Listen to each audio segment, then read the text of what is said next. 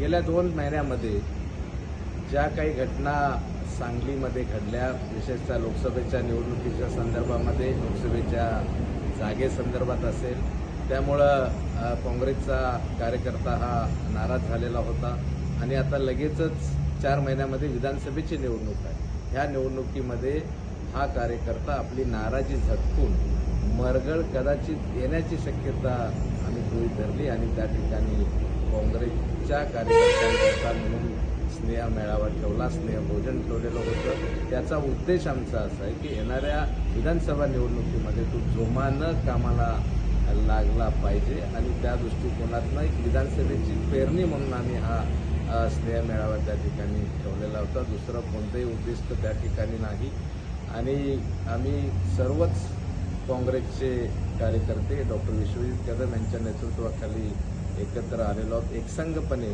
आम्ही ह्या सर्व पुढच्या निवडणुकीला सामोरं जाणार असल्यामुळं एक नेते म्हणून विश्वजित कदम असतील, विशाल पाटील हे आजही प्रदेश काँग्रेसचे उपाध्यक्ष आहेत, त्यांचे विश्वजित कदमांचे असतील, आमदार विक्रम सावंत ग्रामीण जिल्हा अध्यक्ष आहेत, जयश्रीताई पाटील असतील, आमचे सर्वांचेच एक वेगळे ऋणानुबंध असल्यामुळं त्या ठिकाणी एकत्र येऊन आम्ही स्नेहभोजन केलेलं होतं आणि कार्यकर्ते त्यामुळे रिचार्ज झाले, मोठा उत्साह त्या ठिकाणी होता.